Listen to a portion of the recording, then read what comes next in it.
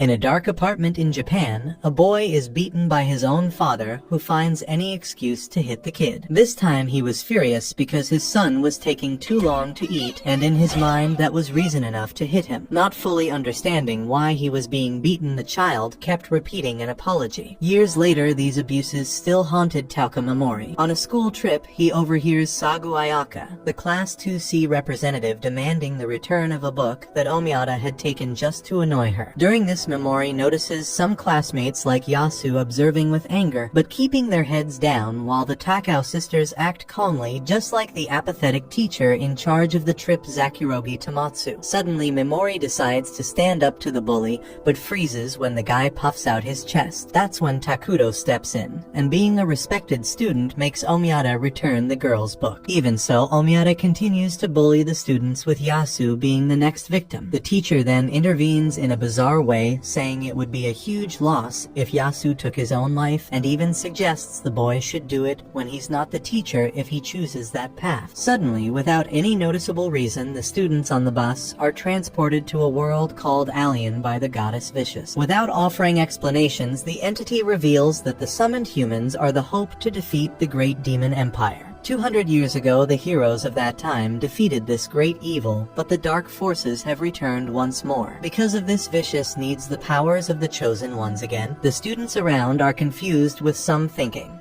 it was a dream, others trying to process what the entity told them, and some believing they had died. Strangely, the teacher takes responsibility, confessing he doesn't know what's happening, but asks everyone to listen to what the goddess has to say. Apparently, he was eyeing the divine virtues of the mysterious woman's body. Meanwhile, Mimori analyzes the spacious stone-built room, with fire baskets and soldiers wielding swords and spears. Lastly, a goddess with golden eyes. Thinking about this, he pinches his own cheek, doubting he was really taken to an alternate world. Among everyone, Takao seems the most composed and coldly asks if they were summoned to fight this so-called demon empire. When the goddess confirms he wants to know what happens if they refuse, Vicious calmly responds that they will be prevented from returning to their world. Takao questions how they could return, and she explains that the reverse summoning ritual requires a special element called the Demon King's essence, and there are two ways to obtain this essence. One is to obtain the heart of the Demon King, the very source of the Demon King's essence, and the other is to collect the essence that will come after defeating this great enemy,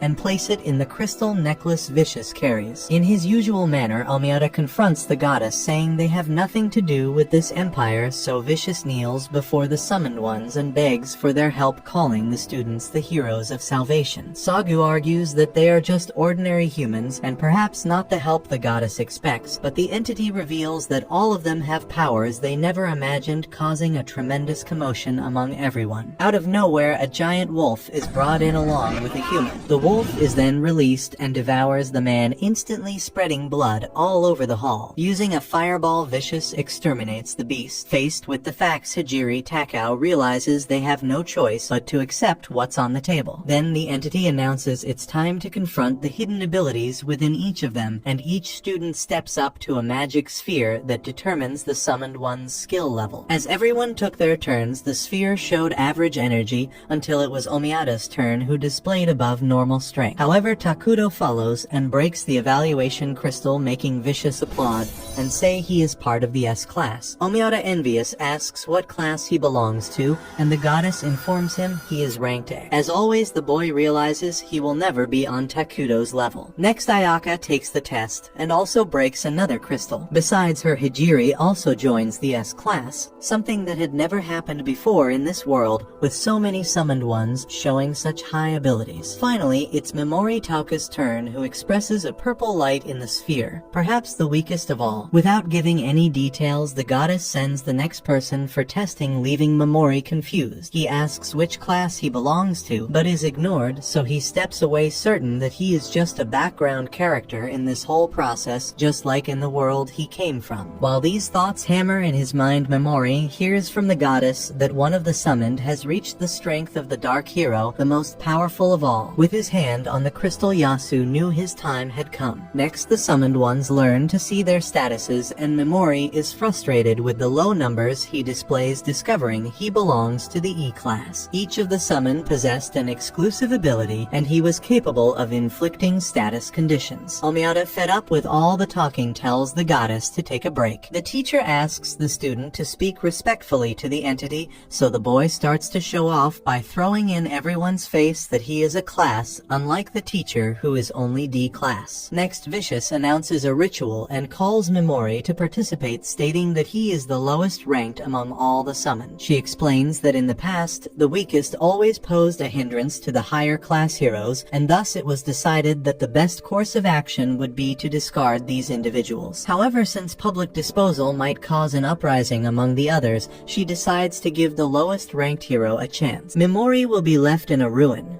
and if he survives, he will no longer be discarded. In this ruin, highly dangerous criminals will be lurking along with other heroes who were also cast aside. This terrible place is known as the Ruin of Discard. Desperate, Mimori argues that he possesses a unique ability and therefore shouldn't be considered so weak, but the goddess dismisses this completely. According to her, abilities that inflict conditions are worthless in this world because they generally only work against extremely weak enemies and last very briefly. In other words, Vicious disdainfully says that this is the ability of a loser. Outraged, Mimori remembers that it was she who brought him there only to be discarded, but Takao himself steps in to end the discussion. Tired of the weakling Mimori has shown himself to be. Humiliated by everyone, the weakest of the group feels a hand on his shoulder and realizes it's Yasu, someone he had helped a lot when he was bullied. However, like the others, Yasu joins the chorus and belittles him, putting him down for being of inferior rank. Then the process of teleporting the discarded hero begins,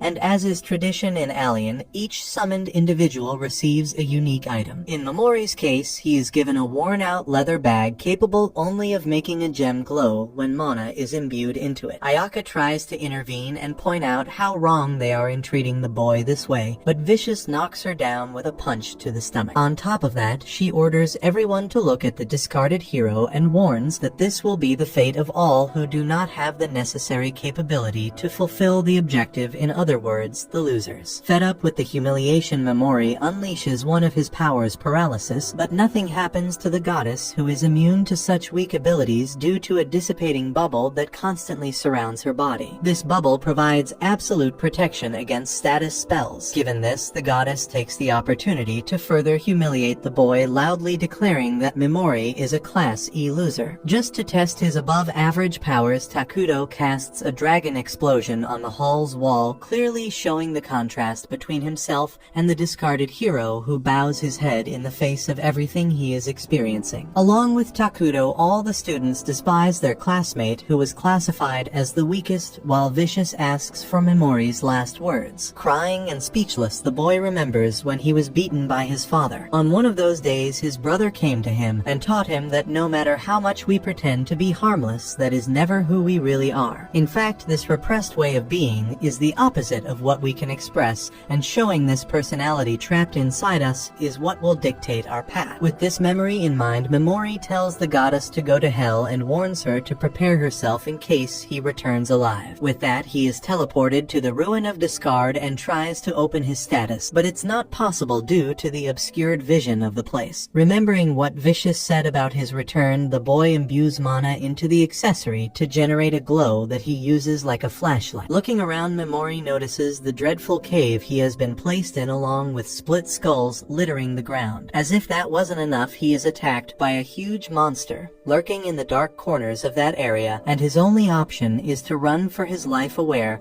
that he could never face such a powerful being. While running, he feels the real fear of losing his life, so he dims the light from his bag and keeps fleeing as best he can while crying, neither happy nor sad, just scared. However, during during his escape, Mimori realizes that this feeling isn't really fear. Tripping over a stone along the way, he falls, and then gets up reflecting that the feeling bothering him is frustration, the same frustration he felt before being thrown into this filthy place. Be that as it may, he knows it is his end. Without weapons, without status, without strong abilities, he cannot confront a creature of this size. Suffering from all the humiliation he endured before arriving there, Mimori uses paralysis on the monster. Seeing that it worked, he runs again while recalling what the goddess said about his status ability only working on low-level monsters, and a minotaur doesn't seem like a weak creature. After putting some distance between himself and the enemy, he encounters another, a bizarre bird exuding pure and genuine hostility. Crying once more, Mimori expresses his burning desire to stay alive, so he repeats the strategy that worked last time. Casting paralysis, he immobilizes the monster in front of him. Still terrified, he checks his status and notices that his mana is running out, so he will only be able to cast one poison. Doing so, he observes the ghastly bird bleeding from its eyes and every possible orifice. The minotaur, having freed itself from the paralysis status, returns to attack the boy, who without mana wonders if the cliché won't be someone saving him at the last moment. However, as he saw just a short time ago, none of those people seemed willing to help Takao Mimori, the discarded hero. Alone in this world, Mimori feels the same hatred he had for his father. When in the middle of a beating, he said he would kill that man. Back then, he realized he wasn't the protagonist of anything, and no one would help him when he needed it. So it was kill or be killed with no escape. All he could do was use his mana outside of his status adjustments if it ran out. In desperation, Mimori tried to paralyze the minotaur, but according to the system, it wasn't possible to apply the same ability to a target repeatedly. So the boy decided to use a sleep spell, putting the monster to sleep. Then he poisoned the target, imagining there were other limitations besides not being able to repeat the skill, plus his mana was almost gone. As if that weren't enough, a legion of fierce birds approached the discarded hero. With no other choice, he used his mana outside of status to paralyze each of the enemies, causing numbness in his body as his entire power reserve drained away. Behind the birds, minotaurs made room to attack the human, who continued his strategy of paralyzing the targets despite everything. His body gradually reached its limit, with his leg trembling and making it difficult to stand. As a last gasp, Mimori stood with difficulty until the system announced he had leveled up, which completely regenerated his mana and increased his status adjustment. With this, he assumed that killing that bird was enough for him to evolve, and now that he could fight again, it was his chance to continue the strategy as best as he could. As he kept using paralysis, he saw the level of this ability increase to the point where it could hit multiple targets at once. Feeling more confident, he paralyzed all the enemies and reflected that the goddess might be the only one unaffected by this power, because so far he had managed to hold his own. However, he noticed there was a distance limit to inflict status conditions, seeing that distant enemies couldn't be reached. So he walked among the paralyzed and poisoned creatures one by one. At this point, he saw his opponents only as walking experience points. His power had developed to the point where he acted comfortably in the face of danger. His stats were multiplied due to his level, and the massive amount of mana he achieved gave the impression that it was possible to get out alive. As the poisoned monsters died, Takao Mimori leveled up, constantly reaching near level 400. With the ocean of mana flowing in his veins as he leveled up, the boy put the opponents to sleep with his sleep ability, reaching level 500 over time. At that moment, the monsters that had been attacking turned and fled. After getting rid of the threat, he walked through the ruin of discard in search of equipment that could be used. Nothing very useful was found among that pile of dead, but there was no time to lament. He needed to find food and water to survive. Amid the endless columns of that dark abyss, Mimori begged for food from whoever might be there, even though no one was there to help him. He was so hungry that he began to see the minotaurs as oxen ready to have their meat consumed. Once the poison was gone, Mimori tried to cut the animal's skin, but its carcass was extremely tough. Faced with this, he tore out the creature's eye and bit into it, but the acid inside made him spit it out. Lying among the monster corpses, he reflected that this place was entirely designed not to leave any survivors. Suddenly, he saw the purple part of the crystal in his bag getting bigger,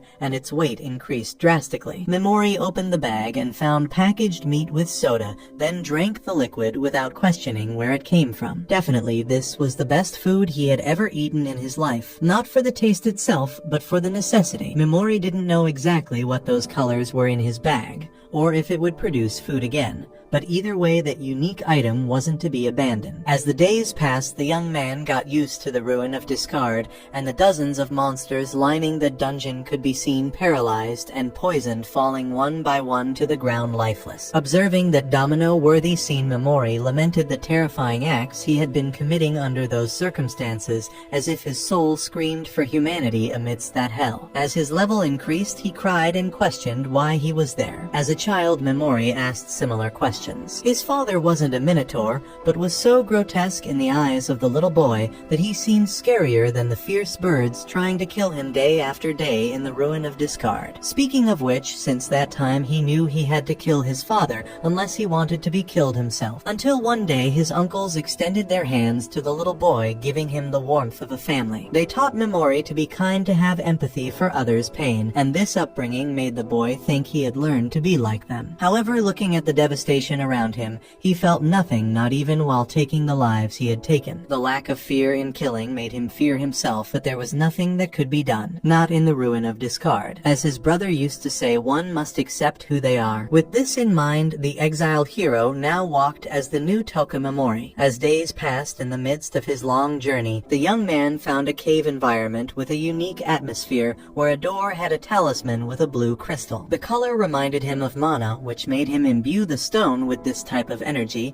and enter a room where a couple had died long ago, but with no signs of struggle, just accepting their death, holding hands. Mimori paid his respects to the dead and opened a bag beside them, discovering a good amount of precious stones. Walking through that territory, Mimori reached the 25th hall, which required an enormous amount of mana to open. Inside, another discarded hero had been reduced to bones by the time of decay, and a tear in the deceased's tunic made the boy imagine it was the fatal wound that led to his death. Among the deceased's belongings, a letter had the language of this world, but to Mimori's surprise, he could read it. According to the writings, this man was Anglin Bathard, known as the Great Sage. However, he was better known by his former nickname, the Dark Hero. At that moment, Mimori remembered when the goddess said that Yasu Tomohiro had awakened a power equal to that of the Dark Hero, the most powerful of all. According to Anglin, he was forcibly sent to these ruins by the goddess Vicious because he was no longer needed. In this letter, Anglin asks the person who finds his body to take something he desperately brought there. In the sage's words, the demon army is wicked, but its wickedness is nothing compared to the goddess Vicious. Minoru doesn't know to what extent this is different from that entity, but the hatred he feels for her stirs a mixed feeling between the need for justice and revenge, like a clash of evil against evil. Among his belongings was the complete work of forbidden arts, where recipes for potions and magical tools illustrated the aged pages. Additionally, a scroll of forbidden magic was described with symbols that Mimori could not decipher but might be useful at some point. Upon opening the book, Mimori was met with the phrase, "Beware of the soul devourer,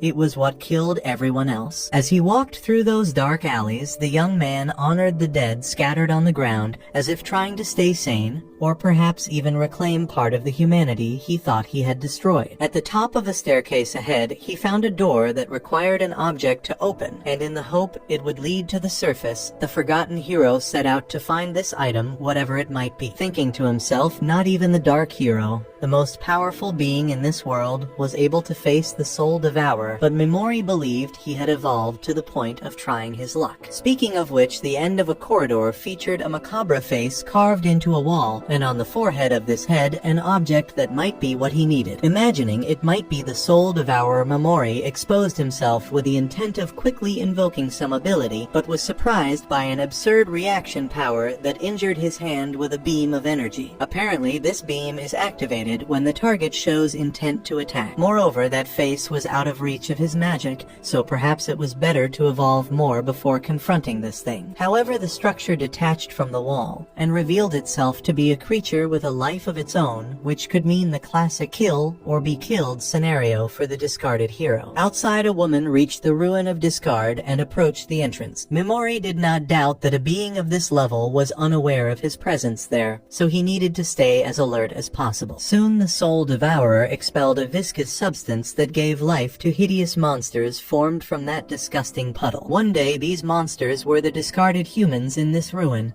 and their faces were the same as they were when killed by the macabre entity, their last expression before death. Curious about the boy's reaction to this bizarre spectacle, the soul devourer opened a smile that emitted an indescribable sound, almost driving the human insane. Mimori paralyzed the monsters in front of him and tried to poison them, but something prevented him from doing so. It was the feeling of empathy that still existed within him, because even though they were dead, the human faces in agony caused a sense of terror and hesitation. Once again, the boy shed tears of despair, and the soul devourer savored the realization of his intent. More and more monsters were expelled from that malevolent entity, making Mimori beg for his life, unable to harm what he saw as people. In the demon's eyes, the expression of ecstasy spread across his entire face, widening his pupil to the peak of emotion. In light of this, Mimori felt that the enemy had let his guard down, so he decided to paralyze the devourer who had made a fatal mistake that only the most powerful beings known could make so confident in their immortality. According to Mimori, the certainty of victory gives rise to his worst enemy, overconfidence. After convincing the demon with his desperate performance, the boy couldn't have expected a better act. After all, it had been years and years of trying to be normal, pretending to be someone he really wasn't. Mimori might have deluded himself and thought at some point that he was like the others, but that didn't change the fact that from the beginning everything he was practicing was a distasteful performance but necessary to live in society. Over the years he had forgotten who he really was, but the ruin of discard brought back the true Takao Mimori. With that said, he poisoned the soul devourer, responding to blood with blood as it should be. After being thrown into this place for being weak, after being ridiculed, the boy found in hatred the strength necessary for his redemption. In the end, a boy discarded like trash was able to overthrow the lord of this hell. According to Mimori, a pathetic end for the soul devourer. Meanwhile, the demon tried to struggle against the paralysis, but the resistance only caused additional damage, and the creature's bluish blood oozed from those twisted eyes. As the poison coursed through the demon's veins, the devourer was devoured until cracks could be seen in the heavy structure of his body. With that, the entity died, freeing the souls imprisoned in the abyss within. The spirits thanked the young man for what he had done, and among them was the couple Mimori had found in one of the secret rooms. Lastly, Anglin Bathard, the great sage, personally asked Mimori to destroy the goddess Vicious. After the brief encounter, Mimori collected the devourer's eye and placed it in the door that led to the exterior of the ruin. Before leaving forever, he bid farewell to the place that had awakened his true self.